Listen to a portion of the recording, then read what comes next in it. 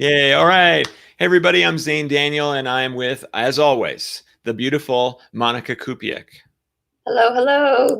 I am an intuitive painter, and Zane over here Yeah. likes to Are you do. going to introduce me? Yeah, I think I'm going to introduce you. All right. This is Zane Daniel, and he is a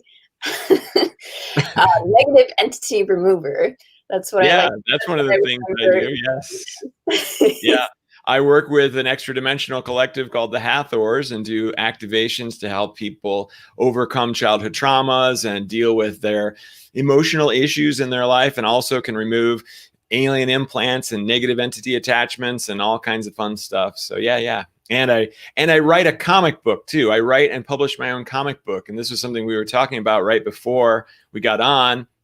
And Yeah, she kept asking me all these great questions. I was like, well, we should just do this on the thing. So okay. So the comic book is called Righteous, and I started writing it 4 years ago during the presidential election 2016. So I was pretty into like what was going on with Bernie Sanders and that whole thing. And I really, what it kind of hit me that we if we were to all of a sudden as a society wake up one day and just want to help each other rather than like make money for ourselves or just focus on ourselves like we often do, that we would essentially walk into a utopian society.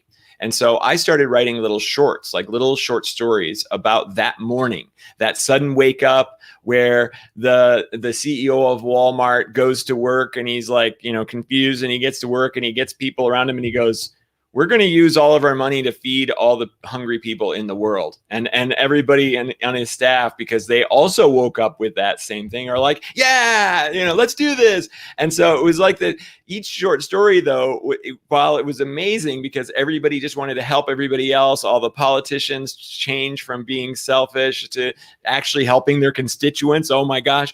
But the problem was that there was no conflict to the story. The story was kind of boring. They were just like, yeah, everything's awesome now.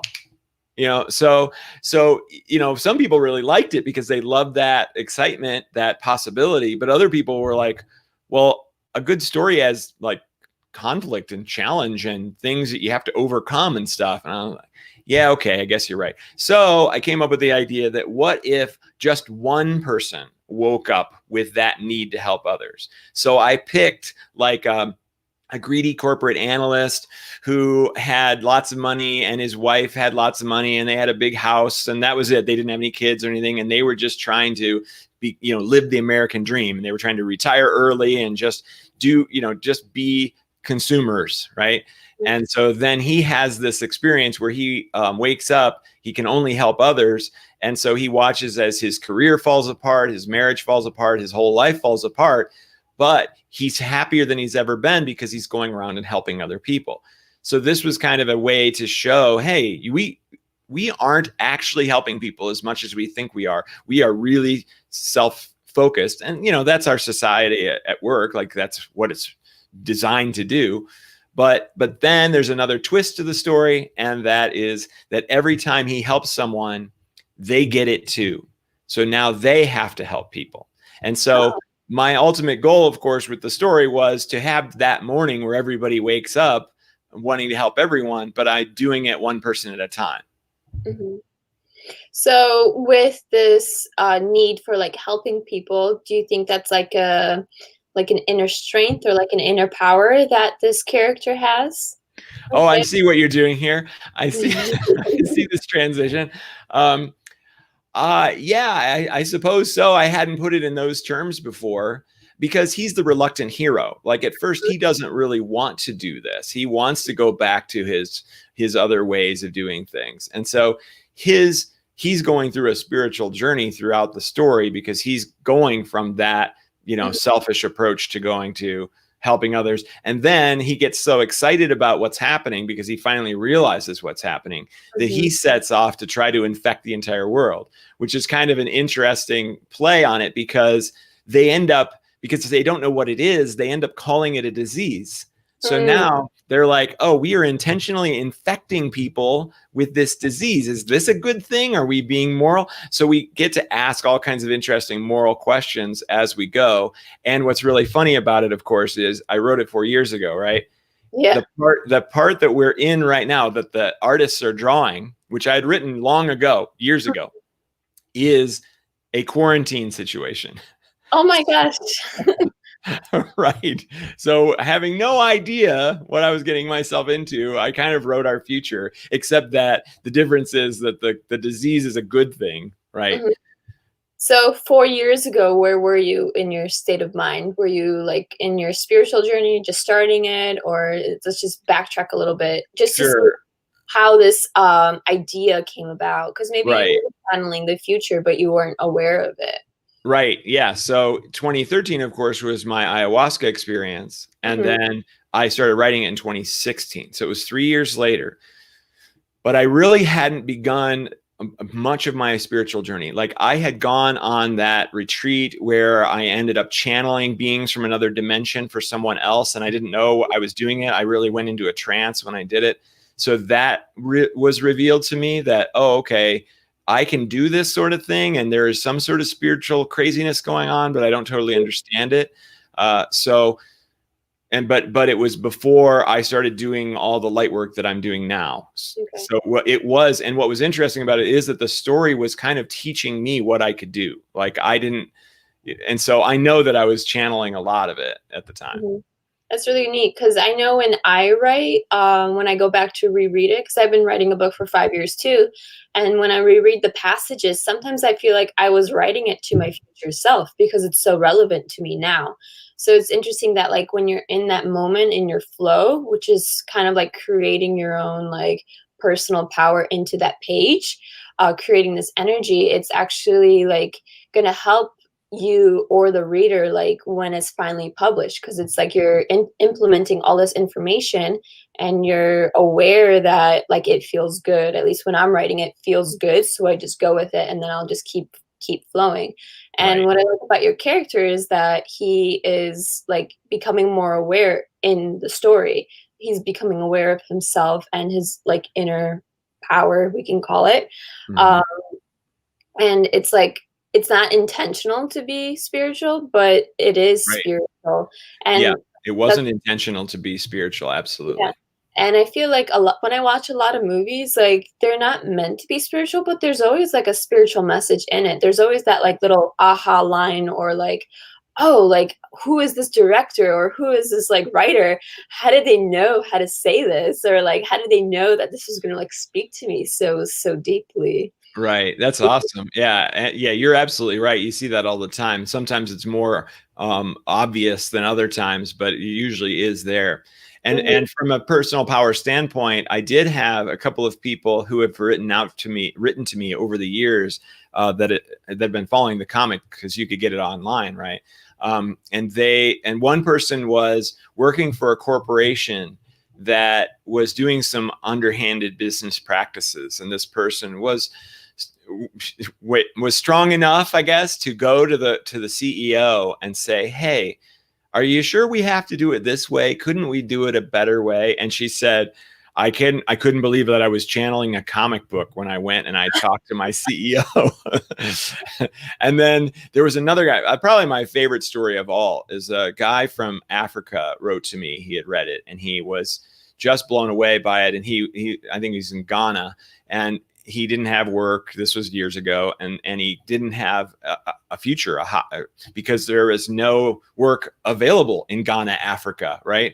And so he was miserable. He was mad at himself. He was disappointed in himself. He was just a wreck. And he read the book, and he just went, it completely changed me. Now I'm going around and I'm helping people, even though I'm not making any money off of it. And Mhm. it's made me happier than I could have ever imagined. And because he's happier and because he's getting out there, he was making more contacts. And I believe he was able to find a job as a result kind of doing all of that. Yeah. So yeah, it's pretty awesome when, oh, and the book is imbued with my soul essence activation. So when he wrote to me, he was like, what did you do to me? He's like, this something happened like after when I was reading this, I felt, and then he described some of the chills and the different experiences that he had when he was reading it. And he was like, something crazy's going on with this thing. What is it? And he wasn't spiritual at all. Like he had never even heard of anything like that. That's really neat also that like you're putting this energy to it and someone else is accepting it, and it's like it's through a book, like a physical thing. It's not like you're intentionally like giving them energy or giving them Reiki, but like that's also what I do with my paintings. Like I put all this energy to it, and then people are receiving it. And recently I actually like got a message. I was in between of like, oh, should I go more of like the Reiki route or should I go more of the art route? And my guides were like, just go with the art because you'll reach more people that way. And you're not scaring them off because you're doing energy or doing some voodoo stuff. You're doing the same thing. And it's like, I feel better when I paint than when I give Reiki. Because when I give Reiki, sometimes I'll get a high, but sometimes my energy will be drained and I can't do anything else. But painting, I can go on like all day long. Like sometimes I'm painting for 8 hours or 9 hours a day, and I don't like the time just passes by as if it was only an hour. Right. So how like energy just like it can live in anything. It doesn't have to be like a personal, like I'm in front of you, you're receiving it now. This is the only way for you to get it. Well, and here's a perfect example. Yep. It's like Maria is saying, it's like I write songs 20 years ago to my future self.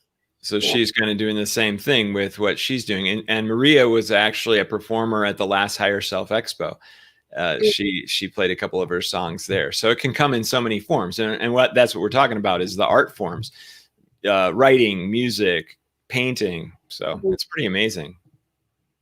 And I think because it's tapping into that creative part of us. And when I was channeling or working with a channel, she was the channel for one of the channels for the ninth dimensional Pleiadians. And it was really cool because I was friends with her. So we could just talk frequently, and I would go, hey, can you channel them for a second? And she'd go into her trance and I could ask questions. And one of the questions I asked was, because I was learning at the time how to channel myself. And so I said, what would be the best way that I could channel? And they gave a response that was really interesting. They said, when you're being totally creative, when you are making stuff up on the fly, that is sort of the spot in your brain that you have to activate to channel. And so you're tapping into this openness. So you don't have a closed pathway for them to access you because you are in a complete creative mode now. They can just tie right into that and give information through that openness. I feel that way with dancing because like you're completely let go, you completely surrender to the music, and then you just flow, and then like people feel that energy while that person is in their movement. I recently started recording meditations and also doing like that multidimensional aspect where like I'll start with one idea and then I'll just flow and see where else it takes me. Like the other week or 2 weeks ago when the waves were super big on the North Shore in Hawaii, I was sitting outside and I saw a yellow butterfly come in front of me. And so I'm like, okay, let me start with this. So I started writing about a yellow butterfly, and this yellow butterfly like takes me to this like sinkhole or whatever, and we go into this new universe. And like then all of a sudden I heard elephants, I heard like just like random animals and like huge cascading waterfalls. And I just kept going with it. I kept writing it. And after it, like I just felt this like complete like presence or like just this complete like wholeness of like, whoa, like just by going with one idea and then just like not judging myself, not making myself stop, like it can create something beautiful or this like experience that someone else can also feel. Right. Yeah. And that is tied directly into one of our themes for today. And that is finding your inner power. Because if you said the key word there, you weren't judging yourself. because when we judge ourselves, then we put ourselves in resistance, we put ourselves in conflict, and we use lower vibrational emotions. We never, I mean, I don't think the word judgment is ever used for something positive.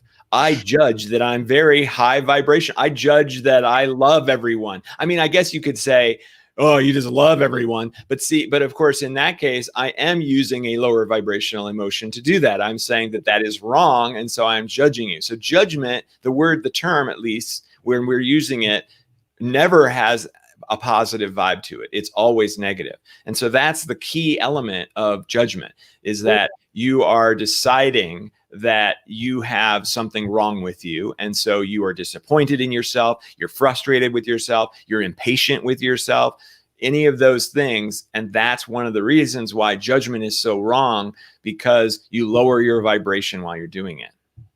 Yeah, of course. I actually sometimes do mushrooms when I paint, and I actually am like aware that that self-judgment is gone.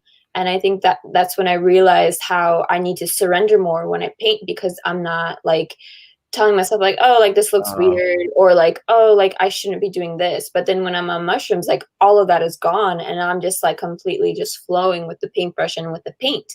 So like every time I've only done it like twice, I think, like on mushrooms and painting. And I'm trying to just implement that on like a sober state. So it's like when that voice comes back, I'll try to then tune into more like the elements, or more into like what I'm doing as a whole, versus what my like internal talk wants me to project as the painting. Because I feel like if you're projecting your judgments, then people are going to feel that there's something off with the painting. Right. Yes. Yeah. And you talked right into another point that I made in the video that I just released. And that is, in order to not be judging, you almost have to ask, well, then what's the opposite of judging then? The opposite of judging is acceptance and moving into a flow state, like you just said, right? So the more that you can be in it, everything, it's perfect exactly as it is sort of state, then the more that you can move into that flow state. And one of the things that I run into every once in a while with people in my classes or whatever, they go, well, yeah, but if I accept everything that I'm experiencing, aren't I telling the universe I'm okay with suffering? Or I don't want anything better than suffering.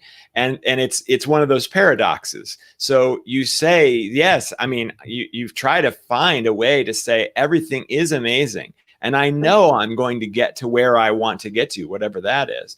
And by putting yourself into that place of trust and relaxation, you're not efforting, you're not straining, you're not putting up walls, you're not resisting. And so now the universe goes, oh, okay, you're in a state of flow and acceptance. Now we can finally give you what you want. Yeah, I agree with that, because I feel like even when like I've had like some major injuries, and I remember like in the moment I would tell, like, I think just because of the years of like working on this whole like dropping judgment, accepting and surrendering, like in the moment when the last accident that I had was when the surfboard like hit me, like in that moment, like I didn't like judge myself. Like, oh my God, like I'm bleeding to death. Like I'm going to die. I'm an idiot. Why did I do that? Right. Yeah. But instead, like my mental talk was more like, let me call on my guides. Let me protect myself right now. I'm going to be okay. I'm going to get through this. Like I was accepting the state that I was in, versus like implementing like, why did this happen to me type of thing. Obviously that came by like after, when I was like trying to rerun like why did this really happen to me, like what was the message that I had to get over with. But like in the moment, like when you train yourself to surrender and to drop your judgment, you're able to like that, you're able to act on it in a more positive, higher vibrational way, or you're gonna get you're gonna maybe not bleed out as much as as you would have if you were judging yourself, if you had surrendered to the pain, or if you had like surrendered to like that like feeling guilty. Because I feel like that might also trigger your body to shut down more, versus like I was raising myself, so I was raising my body, talking to my body like, hey, you can get through this, you can get through this. It was like like that fight or flight mode. It was like Right. a better reaction in that moment because I was so aware of it. And I feel like the more you practice that, like your awareness is just going to save you more than you shutting yourself down. Right. Your thoughts create chemical reactions in your body. So if your thoughts are, oh my gosh, I'm never going to make it through this, I'm tensing up, I'm trying to survive, now you're sending new chemicals into your brain, stress chemicals, you're sending in adrenaline rushes and all these different things that are going to possibly create problems for you. But if you put in the, like you just said, the almost relaxed state, the acceptance, the, well, oh, that's interesting that this is happening. I'm sure I'm going to make it through this. And or, you know, even if I don't, it'll still be fine too. Then you go into that relaxed state. And so in your case, you're more likely to float. Right? Because you're in Yeah. the water and it's like, oh, okay, I'll just relax. I'm like, whoa, I'm floating up out of the depths of the water instead of scrambling and trying to survive. So, you know, I think that's a perfect illustration of being able to move into an acceptance flow state. And acceptance is just slightly above neutral on the emotional frequency chart. It's just barely a higher vibrational frequency compared to like gratitude and all these other things. But desire, which is the other opposite of acceptance, because if you are in a state of desire, you are not in a state of acceptance for everything that's happening to you. You're saying to the universe, not good enough, right? Because you don't have everything that you want. So desire is actually slightly below the neutrality on the emotional frequency chart. So, and so that's one of the ways that you move out of a state of desire. You go, oh crap, I'm desiring something again. Let me be okay with everything exactly as it is. And then you float into more of a high vibrational state. I like that. It's almost like you're like when you have that desire to do like to maybe eat something and you're just like constantly thinking about it, but then it's like when you tune into your body, it's like, wait, I don't really need this right now. But like when you calm yourself down or like when you have that like anxiety attack, then it like helps settle you down. Like I actually can't drink coffee because I get huge anxiety. Like I'm just in such a big rush. And I noticed the last time I had it was just like a couple days ago, just because I wanted to try this coffee at this coffee shop. And like I knew I was gonna have this attack, but like I still went and like had this coffee. But I learned that like if I just calm myself down within that anxiety attack, then I realized I don't need the things that I'm rushing towards. Or like I think I was like contemplating that I need it because I'm doing an art show or an art market on Saturday. So I was like literally like overthinking, I need to do this, this, this, this, and this. But it was like my anxiety that was talking. It wasn't actually me personally knowing that actually I have everything that I need to do. I don't need to keep like making new stuff. So it's like fascinating how like when you calm your body down, you're literally okay. Like as Right. cliche or weird as that word is, it's like you just need to like, calm the fuck down in a way. Because Right. your mind is just like, 10 steps forward when you're not even there. And that's what's creating that anxiety or that's creating that like miscommunication with your body because you're so far out that you're not even present to like hear the birds or to like, listen to your partner or to listen to your, I don't know, cat or something or animal. And it's, yeah.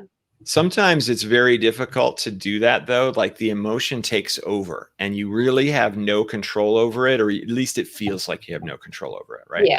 And I've experienced that. Like I've had various different lower vibrational experiences, being upset or hurt or, having a breakup situation or whatever.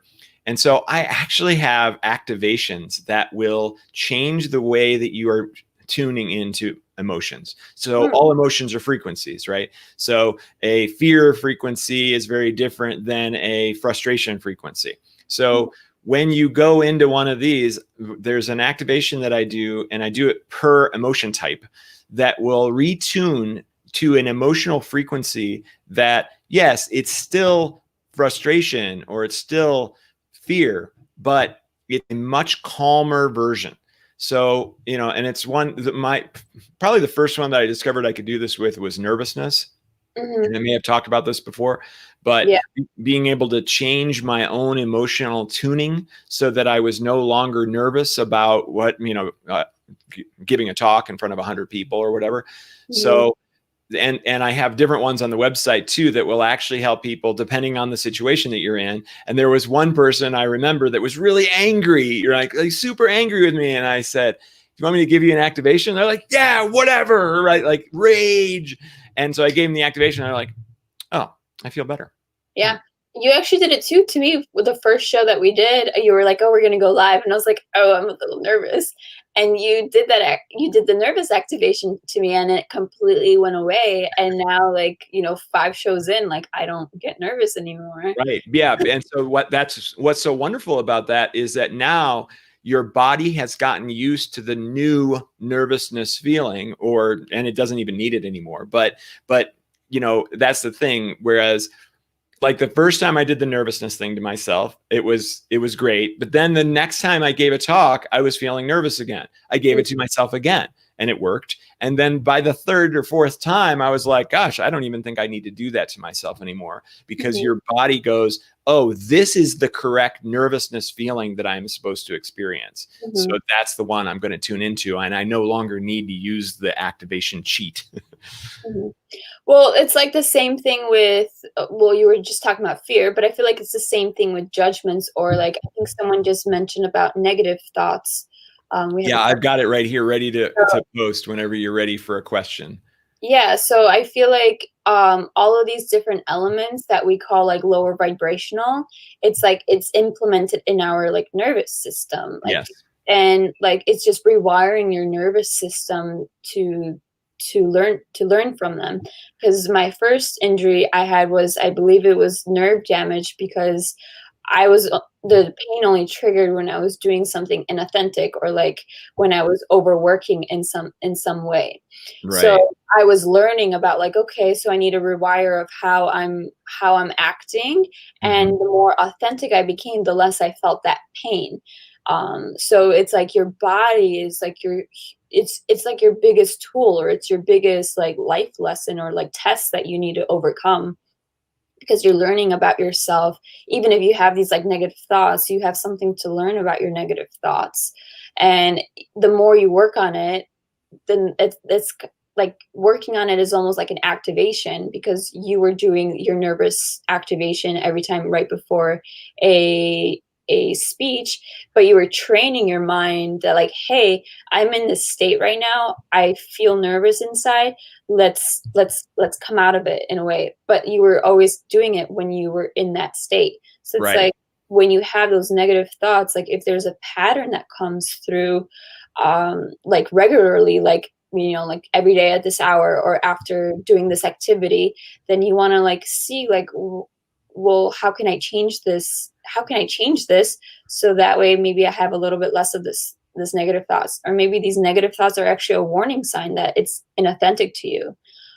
So I feel like every little thing that happens within our body is strictly like a messenger.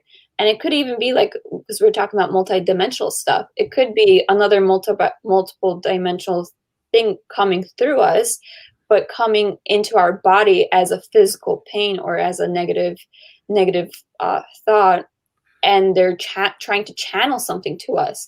And when we overcome that pain, then we hear the message more clearly. Hmm. Um, I know when I had my ankle injury and that pain, like I remember always having these like big breakthroughs, or I would actually be writing a lot when I had that pain. So it's like I was having these breakthroughs, but now I feel like it was maybe someone that was trying to connect with me or trying to give me a message to then give to someone else. Right.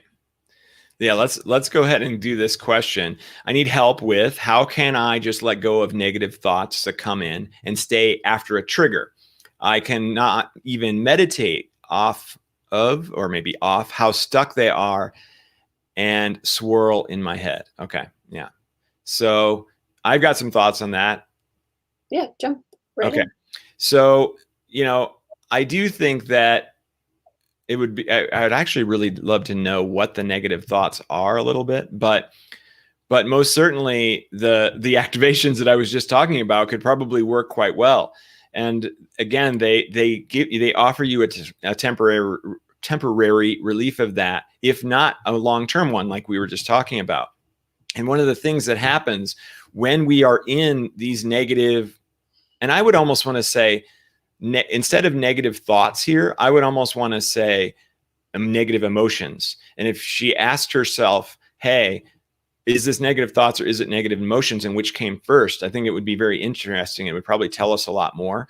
But in either case, when you have negative emotions, and then you can almost certainly have negative thoughts, right?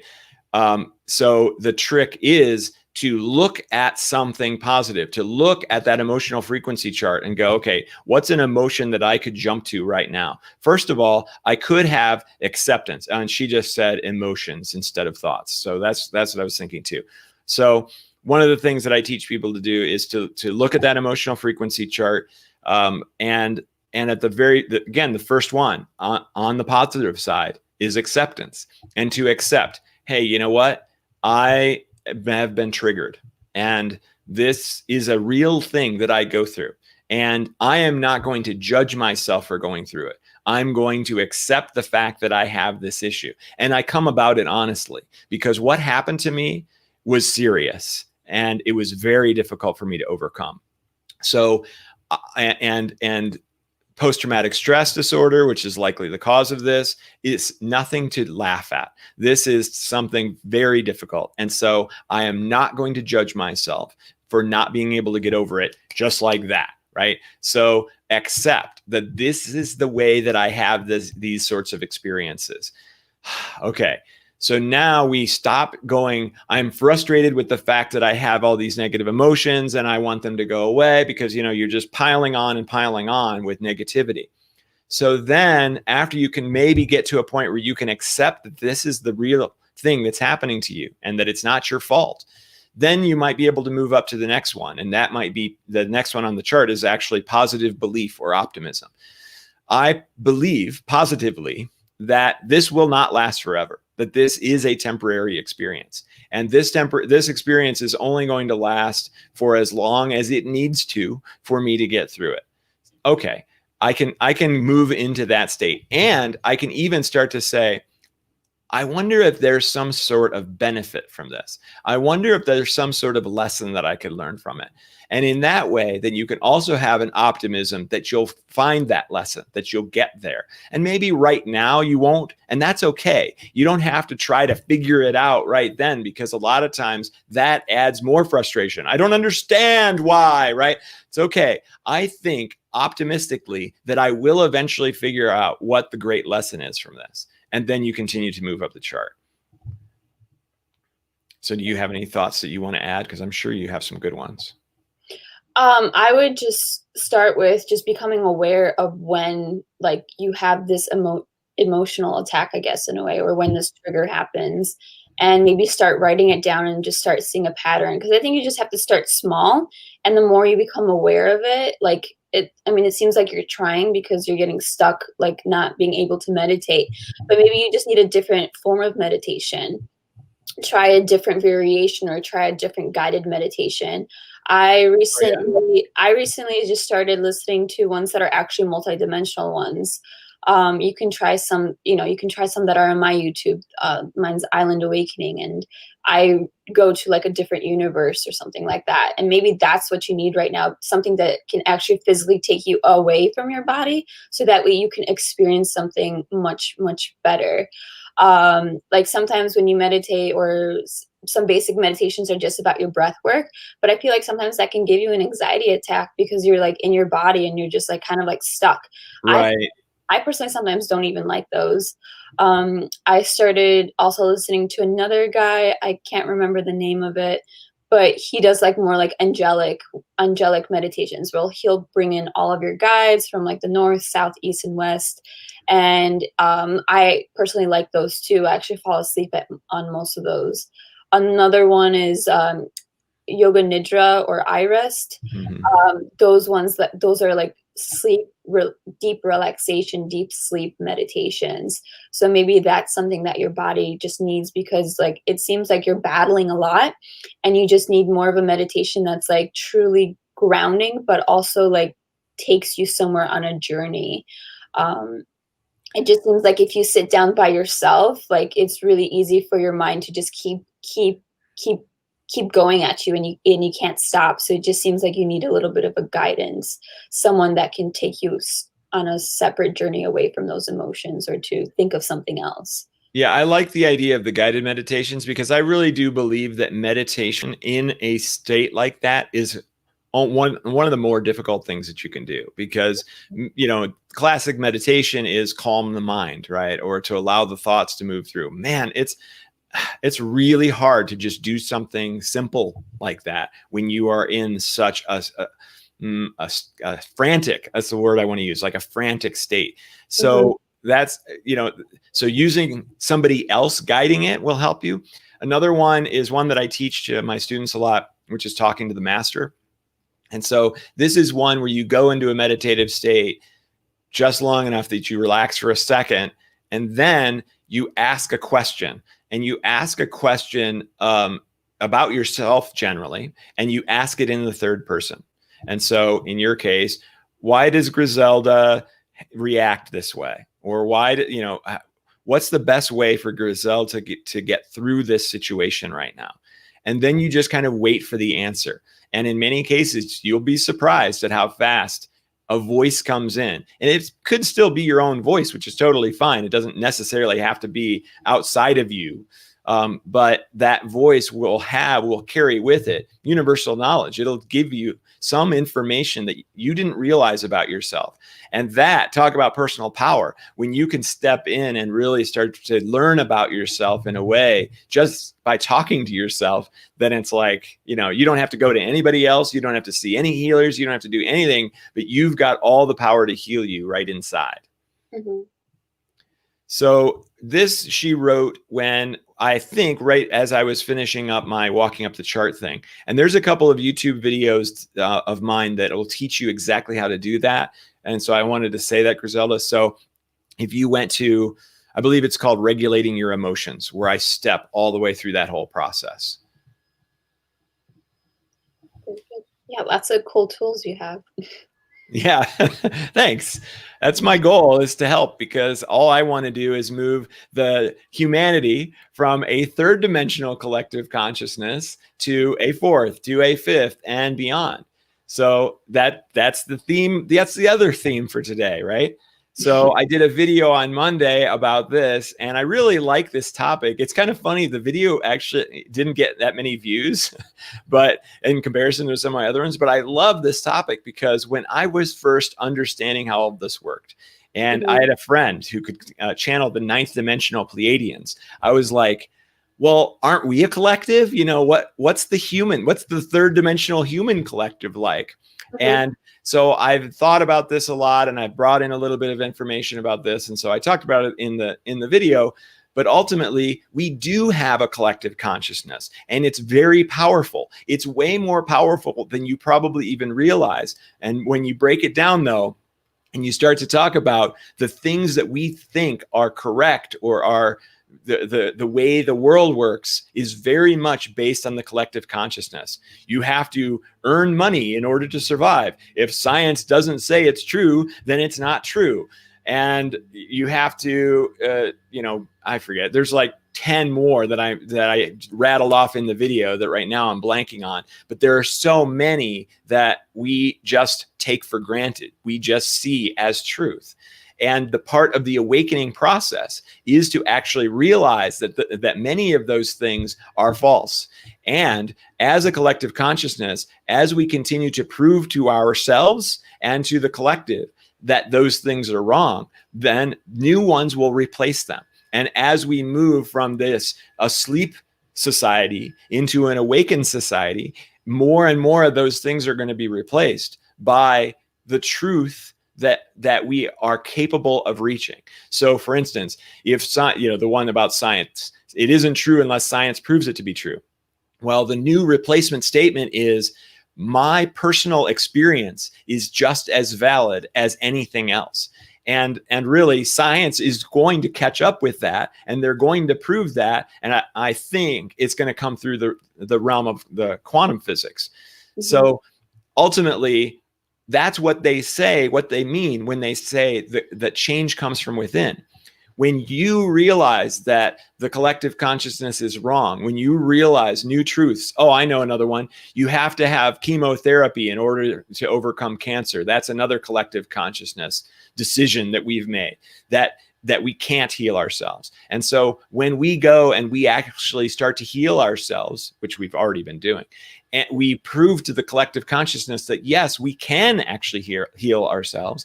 And it's very exciting. And we start to open more and more to that. And once a certain percentage of the population goes, yeah, heck, we can heal ourselves, then now that has been completely changed as a collective consciousness concept. Oh, yeah. Mm-hmm. I think the healing, the inner power with healing your body is like one of the most like, I guess you could say powerful, but it's just one of the most extraordinary things that you can do. Because even when I had my injury for 3.5 years with my ankle, like I had pain for like levels of 11, like every single day. And I was basically giving up because nobody knew what to do. No doctor could figure out what was wrong. So it's like, if a real doctor that specializes in this doesn't know what to do, then it's like, who knows other than me in a way. And I mean, it took ayahuasca to clear it out, but it's like ayahuasca is just you meeting your true self. It's just you meeting your highest source. And that's what it took to finally get rid of that pain, is just meeting your inner power in a way, because I found out how powerful I was through those ceremonies. And it's like, if you can't return back to yourself, you're just keep going to have those patterns come back, where it could be like as simple as a negative thought or a negative emotion. And it's like, if you can't really dive deeper into it, like it's just always kind of going to be there. Right. And what's the opposite of having a great deal of personal power? Is to actually think that you are just this biological limited being that is not infinite, that is not going to continue after this biological being expires. And so knowing that, thus those of us in a spiritual like mindset, we can easily look at that and go, well, yeah, I know I'm not going to just freaking turn into mud, and my consciousness is going to cease to exist at the moment that this particular body expires. I know that's not true. So you are actually more tied into your personal power than you realize. So but when we look at, and this happens a lot with negative entities, we don't understand negative entities, right? There's this non-physical thing that we can't get our heads wrapped around. So they must be really powerful, and more powerful than me, this weak little 3D being. And when we look at them in that way, and then we give them names, we don't give them just, oh, it's a I've got a frog negative entity. You say you have a demon, okay, so now you are really giving that thing a lot of power. But if you call it a little fly negative entity, then all you have to do is brush that fly off of you. But if you have a demon, you're battling demons, and you're probably thinking that you are being punished. You've gone to hell, and you're being punished eternally, infinitely. And so, just that framing changes the way that you look at yourself as a powerful being or as a completely weak one. So the more that you put yourself in, you're a giant, and the negative entity is just a fly that's landed on your shoulder, or whatever problem you're experiencing. If you think that cancer is a little pimple on your forehead, then you're looking at it in a way that is showing how powerful you truly are. Mm-hmm. And I think like you can maybe brush on some exercises that can help with like bringing out your inner power. I actually think one is like doing a physical activity, like say like if you run, or if you go hiking or something, and you hear that voice saying like, oh, I can't do anymore, or like I can't go on anymore. When you push yourself to like just find a mile marker that like will be like, okay, if I make it here, then I'll be fine. And then you keep going at it, you'll start to feel that inner power or that rush of energy coming through. And that's your inner power. And like, that's the energy that you want to like kind of remember, that feeling, because then you can use that same feeling when you do like other tasks, or like when you're in an argument and you're just like stuck, but then you can bring out that inner power or that inner voice or that inner self, and then you can overcome your little obstacle that you're going through. Yeah, I love that one. And you know what? You're a yoga person too. And that's what yoga is all about, right? Like you put yourself intentionally in uncomfortable positions, and then you hold them, or you have to like keep, wiggling your arms forever until you're just like, oh my gosh, I cannot hold my arms out anymore. I am going to die. And then you do it anyway. And then all of a sudden you're like, oh, I can keep doing this. It's fine. Like you broke through that wall. And that's when you realize how powerful you are. So that's what's so beautiful about, one of the more beautiful things about yoga that I really appreciate. And one of the things that I teach my students too is to try to put yourself in uncomfortable situations whenever you can, whenever you're feeling great. Like, and one of the ways, we're very temperature sensitive, right? We don't like to be too hot and we do not like to be too cold, but they're really not that harmful unless you're in extreme temperatures, right? So why not take a cold shower and see if you can handle it, see if you can deal with it. You get benefits from that as well. You get weight loss benefits and all kinds of things.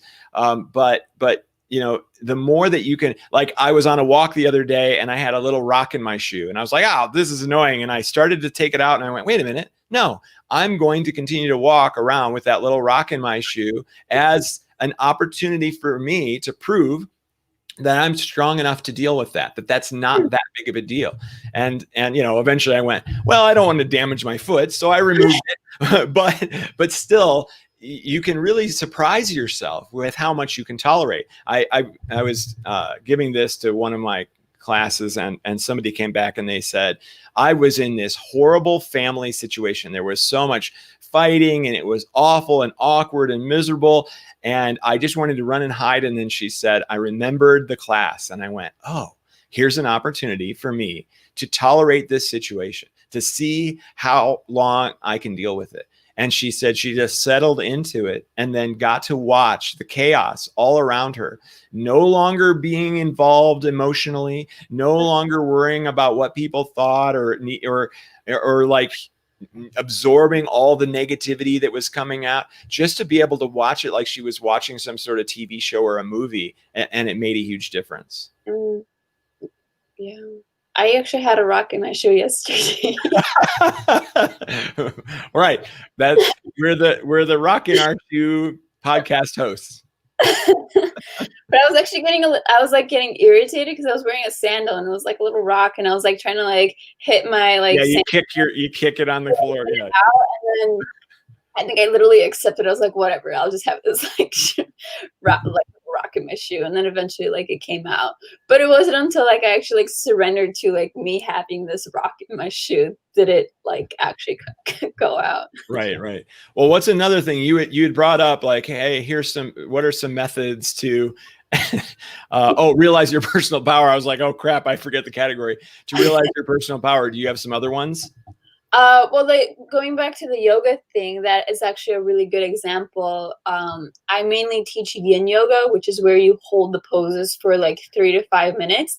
And that's actually the perfect example of like your inner strength, because within a minute you're like, oh my God, I can't do this anymore, because you're trying to stretch, and like these stretches are good for you because your body is just tight, and the longer that you hold on to them, you actually release emotions. So like I guide you through like breathing into them and actually talking to those emotions in the moment when you're in that pose.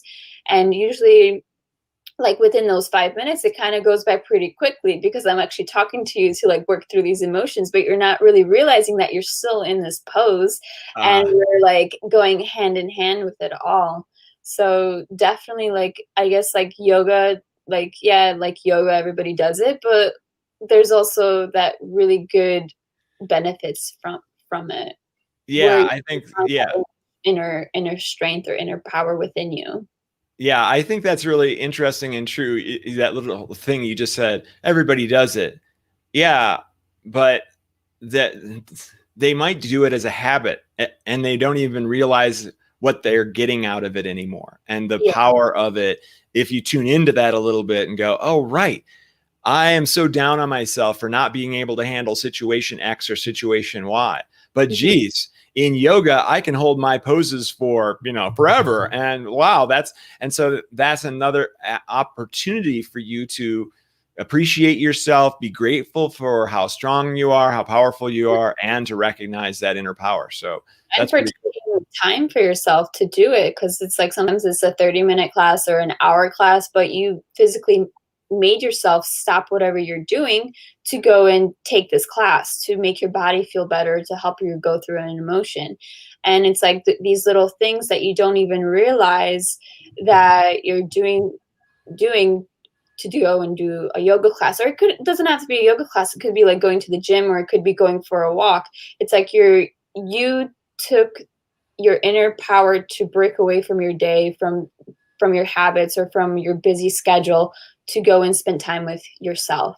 And I feel like that's the biggest almost like exercise that you can do to build that inner power, because you're going to then train yourself to be like, oh, okay, like I actually need to do something for myself now. It's like a form of self-care and self-love. um, Right. Even though it doesn't feel like it, because it can feel so grueling or so difficult. And yeah, so that's a great thing too, because if you practice saying, okay, I'm going to go do this difficult thing that I kind of don't like almost, mhm, and you go ahead and do it and you find gratitude or gratitude from it, then you can more easily tackle more and more difficult, challenging things in life, mhm, and be super proud of yourself for being able to do it and being able to not procrastinate, to actually take action and go do the thing. So yeah, mhm. all kinds of wonderful benefits. And I had to throw this one up here because Etta is joining us as another rock in the shoe person. Keeps her awake. Otherwise, you just walk and you just fall asleep while you're walking. Oh, funny. And then Etta just said procrastination, which I just said. I've been battling with procrastination and apathy. It's weird because my mind is so creative and I'm launching many businesses, but it's a fight. I know. I go through this too, Etta, and actually I've got at least one video on apathy. I think if you type in apathy in my page, you'll get to it. And there's a motivation activation that you can try. And it was funny because when I was testing it out, like, a lot of times these activations come to me while I'm recording the video and I go, oh, I'm just going to do an activation on motivation. I don't know if it's going to work. I have no clue. I'll usually get a little ping, like, yeah, it's going to work. Okay, cool. So I did it and I was rewatching the video like you have to do to make sure that it's all good. And I was feeling a little bit down about not wanting to, promote that video or whatever it was. Mhm. And I watched the video and I participated in my own activation. And after I was all done, I was like, yeah, I'm going to promote this video. I'm going to do all this stuff. And then I went, oh my gosh, it worked. I didn't even like connect the two, but it totally worked. Yeah. It's kind of funny how like I get this too when I like record a yoga or like a meditation. I'll like usually with the meditations I'll listen to it after, and I'm like doubting like, oh, is this even gonna work for people? And then I get that oh shit moment like, oh yeah, this is really deep. Yep. It's pretty great. I remember one time too, I recorded a yoga video for women for like when they're on their menstrual cycle, and I wasn't even on mine when I recorded it. But the day that I launched it, I actually got like my menstrual cycle started, and like I was having these like insane cramps, and like I played the video, and in like the times when like I was feeling super uncomfortable in the video, I was saying like, it's okay, you can get through this, like Oh my just hold God. it. And literally the things that I was saying was like exactly what I needed to hear. Like it was just like an oh shit moment. Like what? Like That's fantastic. That's beautiful. You made that for yourself. yeah. Yeah, So that's the synchronicity. I mean, you call it intuition, right? You were told essentially when to say it's going to be okay. You're going to do it. yeah, and it was like in those moments of like, I really can't go right now because this hurts too much. And then like I would literally pop those words like, hey, keep holding it. You can do it. That's amazing.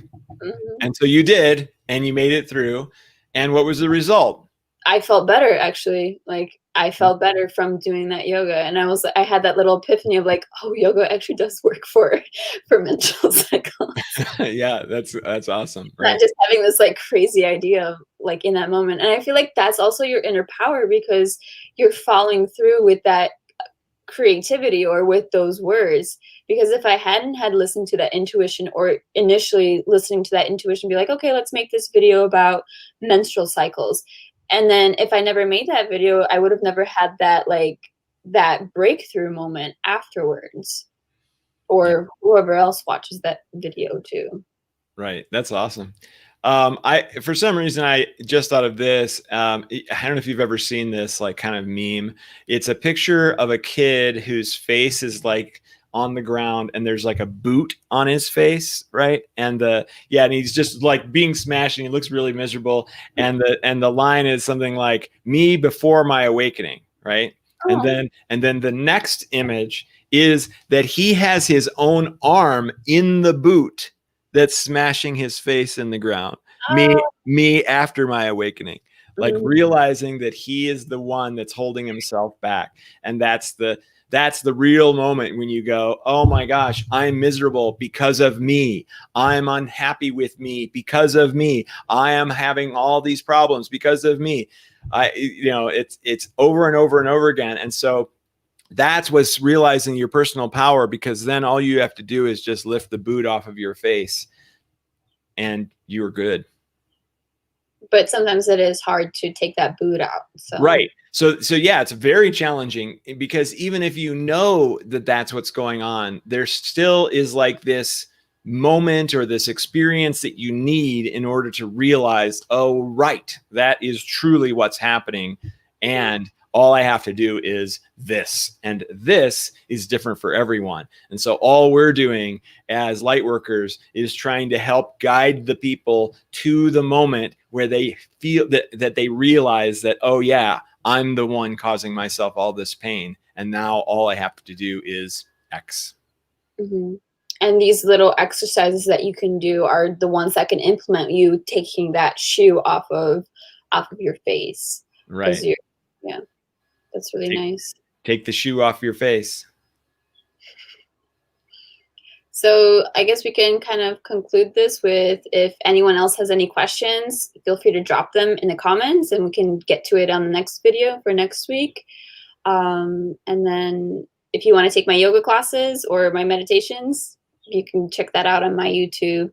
And then Xane, you have your videos that you can go more in depth about with your activations. Yeah, absolutely. So yeah, you can go to my YouTube channel too. And then I also have a couple of classes that, the defaulting to happy to help raise your vibration, and detached to remove negative entity attachments. There's so many things. That's what's fun about all of this, is that, there's the YouTube channel, then there's the Higher Self Expo, which is an expo that I put on 2 times a year. The next one's coming up pretty soon. It's actually January 23rd. And we pretty much have the whole group, all the speakers laid out. And if you go to higherselfexpo.com, let's see, do I have a thing? Oh yeah. Oh no, that's opening ceremony. That's not it. Okay, there we go. You can go to higherselfexpo.com if you'd like to check that out. We have some amazing speakers. We have Lori Ladd, and we have Geraldine Orozco, and Dean Price, who's an incredible astrologist. Dean Price is amazing. He actually ended up having like a stroke, and in his stroke experience is actually an awakening experience in itself. And it's a fascinating story. I was like, he's very entertaining when he explains it too. So I was laughing so hard I was crying. I mean, I've never laughed at somebody who is having a stroke in my entire life. It's kind of horrible, but he has such a great perspective on that experience that it's really beautiful. So lots of good stuff. All right. What were you going to say? Nope, I wasn't going to say anything. Oh, okay. Yeah. So this is the show where we know everything. And so do you. Thanks. I forgot to do that at the beginning. So that's our tagline, and our name for our podcast is Remembering Our Oneness. You can actually find us on Spotify and Apple Podcasts. So if you want to rewatch this, you can rewatch that on your phone versus going back on Facebook and draining your battery even more. Right. This is also broadcast on YouTube too. So we've got it all over the place. All of the social platforms. That's right. All of them. Not really, but close. Most of them. Yeah. All right. Monika, you are awesome. Thank you for doing this with me every week. And I look forward to the next one. Yes. Thank you, Xane, as well. Aloha.